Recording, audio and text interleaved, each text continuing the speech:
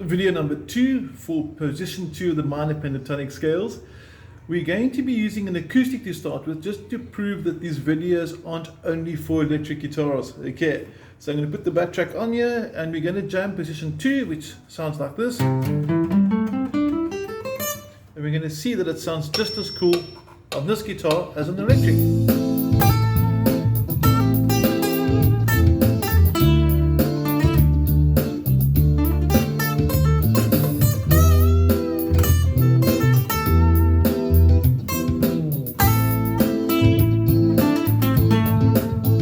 And it works really well, doesn't it? And now we're back to electric guitar again. We're going to do more of a clearer sound, just to show it doesn't have to be overdrive or distortion. Check this out.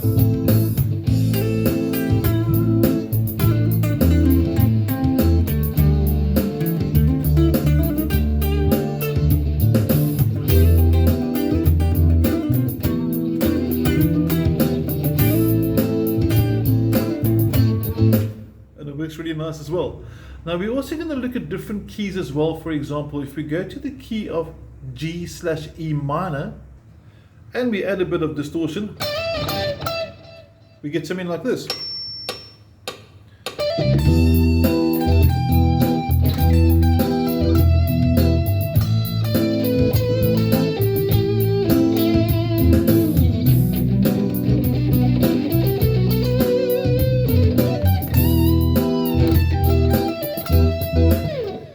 Okay, but it's enough of that for now. What I'm going to do is we're going to go back to the key of C major, A minor. The chords I'm going to be using are A minor, D minor, and E minor. Now what I want you to do is I want you to improvise with the backtrack. So I'm going to give you a bit of a demonstration with this. I'm going to focus more on the neck of the guitar now so you can see the notes that I'm playing, maybe even steal a lick or two or something like that. But this is how I want us to get into applying your improvisational. Remember we said in the key of C, I've gone back to the key of C major, A minor. We're going to play from fret 8, position 2.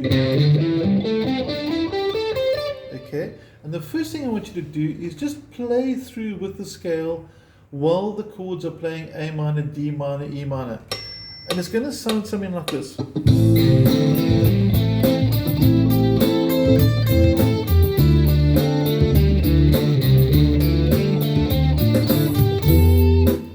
It works really, really nice.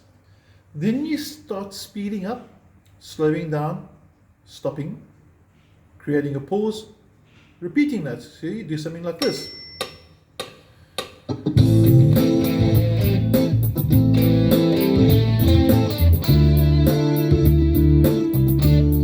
There's the stop.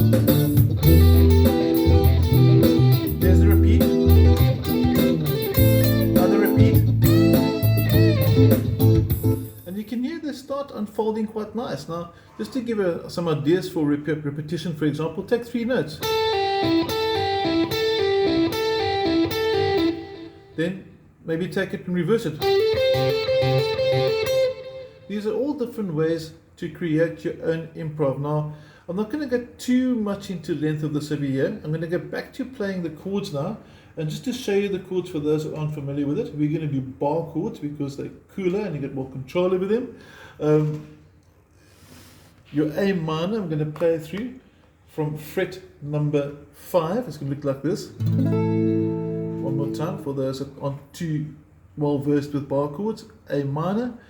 If you want a video on bar chords, please drop me a WhatsApp and I'll send you a dedicated study on that too. But I'm assuming for now that you know your bar chords well. There's your A minor. D minor looks like this. Look more head on.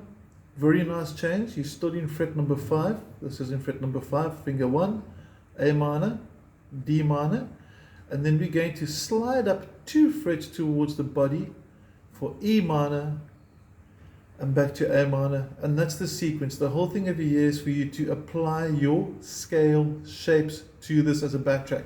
So now at 4 minutes 43 seconds we're going to play the backtrack. So once you got jamming with this and you want to do it again, just rewind to 4:43 and you're home. There we go. 2, 3, 4 and D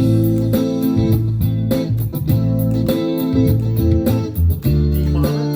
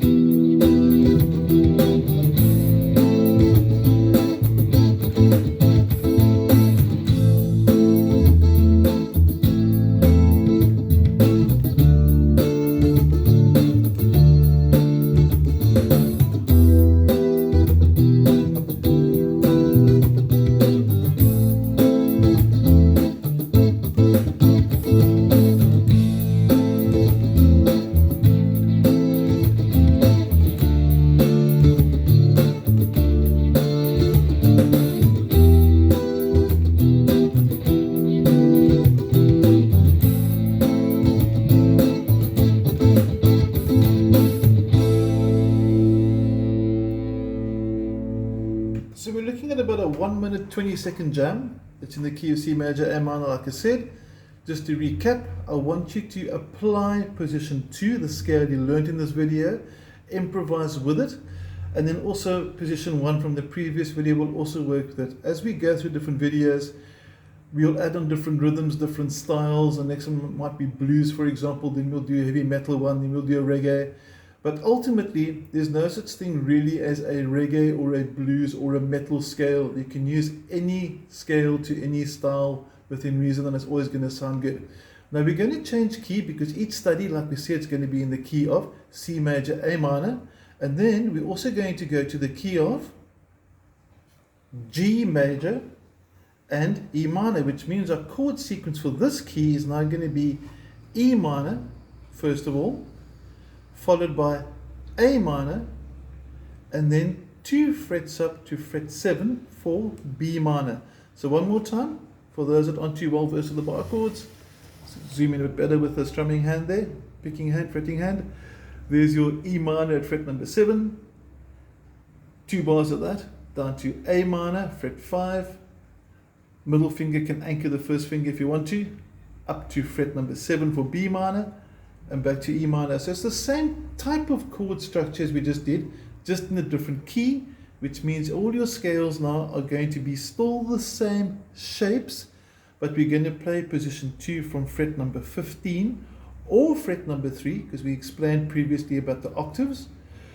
And if you wanted to, which I'd also encourage you to, is revise position 1 from fret number 12, because position 1 at fret 12 and position 2 at fret 15 or 3 both contain the same notes, so the keys are the same.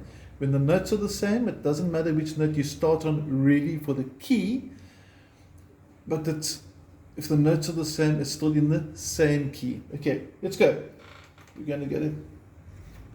Change the tracks around now, get the bass guitar and everything lined up, and here we go.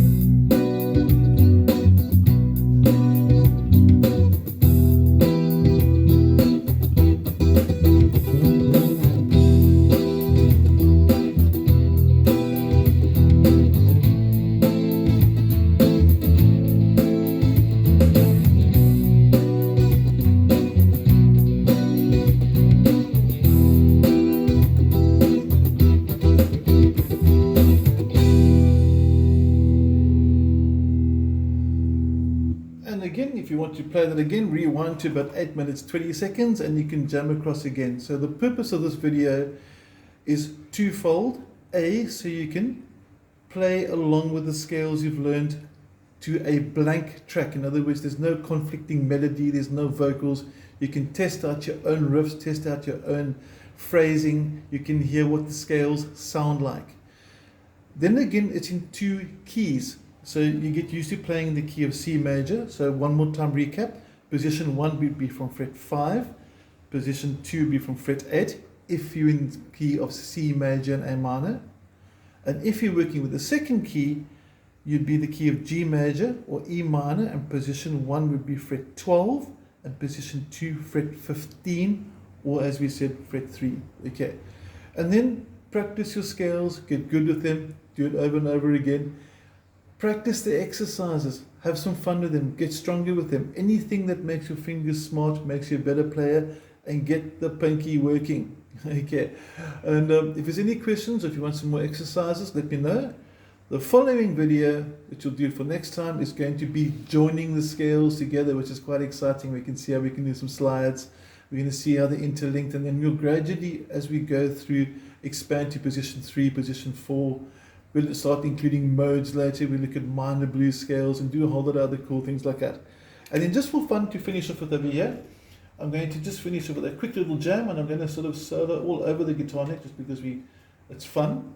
And we're going to put in some diatonic scales, in other words modes. We might put a bit of a minor blues scale, like for example minor blues could sound like this. Your mode would sound like this. We can go harmonic minor, for example. So these are all some of the scales we can look forward to learning as we progress slowly session by session.